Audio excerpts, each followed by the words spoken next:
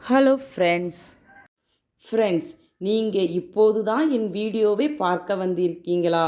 இதற்கு முன்னாடி நான் அருள்மிகு ஸ்ரீ மீனாட்சி அம்மனின் அற்புதங்களை பற்றி கூறியதை நீங்கள் இன்னும் கேட்கலையா? கவலை வேண்டாம், அதற்கான லிங்கை நான் டிஸ்கிரிப்ஷனில் கொடுத்துருக்கேன்.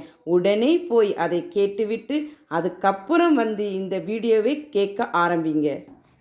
அன்னையின் கையில் கிளி இருப்பதை பற்றி கேட்போம். கைலாயத்திலிருந்து சிவபெருமானுக்கு தன மனம் நிறைந்தவளான மீனாட்சி தேவியை பார்த்து ரசிக்க வேண்டும் என்ற ஆவல் எழுந்தது. எனவே அங்கே செல்வது என்று தீர்மானித்தார். கடம்பவனத்தில் சுயம்புவாக எழுந்தருளினார். அப்போது மீனாட்சி தேவிக்கும் கைலைநாதருக்கும் இடையே காதல் தூதுவாக வலம் வந்தது கிளி ஒன்று. இவ்வாறு காதல் தூது சென்ற பஞ்சவர்ண கிளி பின்னர் தடாதகையின் கையில் தொற்றிக்கொண்டு இறங்க மறுத்துவிட்டது. பஞ்சவர்ணம் என்பது பஞ்சபூதங்களை குறிப்பதாகும். இதில் பச்சை, சிவப்பு, மஞ்சள், வெள்ளை, நீலம் ஆகிய வர்ணங்கள் காணப்படுகின்றன. இதில் ஒவ்வொரு வர்ணத்திற்கும் ஒவ்வொரு விளக்கம் உண்டு. பச்சை நிறம் நிலத்தை, அதாவது பூமியை குறிக்கிறது. சிவப்பு நிறம் அக்னி என்ற நெருப்பை குறிக்கிறது. மஞ்சள் காற்றை குறிக்கிறது. வெள்ளை நிறம் நீரினை குறிக்கிறது. நீல நிறமானது ஆகாயத்தை குறிக்கிறது. இவ்வாறு பஞ்சபூதங்களான நிலம், நீர், ஆகாயம், காற்று, நெருப்பு ஆகியவை இந்த பஞ்சவர்ண கிளியில் அடங்கி உள்ளது. அதாவது பஞ்சவர்ண கிளி அமர்ந்துள்ள அன்னையின் கரங்களில் அடங்கியுள்ளதாக அர்த்தம். இவ்வாறு பஞ்சபூதங்களையும் தன் கரத்தினுள் அடக்கி வைத்து கொண்டிருக்கும் சக்தி மிக்கவள் மீனாட்சி தேவி. தடாதகை என்னும் அங்கையர்கண்ணியை ஈசன் மனம் புரிந்தவுடனே பலவகை மாற்றங்கள் ஏற்பட்டன.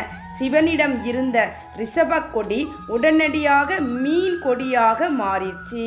அங்கிருந்த பாம்புகள் அனைத்தும் அவர் கழுத்தில் அணியும் அணிகலன்களாக மாறிவிட்டன. அணிந்திருந்த கொன்றை மாலை வேப்பம்பூ மாலையாக மாறி அதிசயம் நிகழ்த்தியது. ஈசனின் இடுப்பில் அணிந்திருந்த புலித்தோளாலான உடை பீதாம்பரமாகிய மாறியது. கைலாயநாதர் சுந்தர பாண்டியனாக மாறினார். தடாதகை மீனாட்சியாக மாறி பாண்டிய நாட்டை ஆளத் தொடங்கினார். ஈசன் தன் உடம்பில் சரி பாதியை பார்வதி தேவிக்கு அளித்ததை விட அதிகமாக மதுரையை ஆட்சி செய்யும் உரிமையை மீனாட்சிக்கு அளித்தார். அன்னையின் கரத்தில் இருக்கின்ற கிளியை பற்றி மற்றொரு கருத்தும் உண்டு. பக்தர்கள் தங்கள் கோரிக்கையை அம்பாளின் முன்னால் நின்று மனமுருக வைக்கின்றனர். அதனை கிளி கவனமாக கேட்கிறது. பின்னர் அதனை அப்படியே அம்பாளிடம் திரும்ப திரும்ப சொல்லி நினைவூட்டுகிறது. இதனால் பக்தர்களின் கோரிக்கைகள் நிச்சயமாக அம்பாளால் நிறைவேற்றி வைக்கப்படுகிறது என்பதும் பக்தர்களின் நம்பிக்கையாக இருக்கிறது. ஃப்ரெண்ட்ஸ், அன்னையின் கையில் கிளி இருப்பதை பற்றி கேட்டறிந்தோம். அடுத்ததாக கொடிமரத்தில் திருஞான சம்பந்தர் பற்றி கேட்போம். அதுவரை இணைந்திடுங்கள் RRG யூடியூப் சேனலுடன். ஃப்ரெண்ட்ஸ், உங்களுக்கு என்னுடைய வீடியோ உடனுக்குடன் கிடைக்க மறக்காமல் சப்ஸ்கிரைப் பண்ணுங்கள். அதே மாதிரி இந்த வீடியோ பிடிச்சிருந்தா லைக் பண்ணுங்கள்.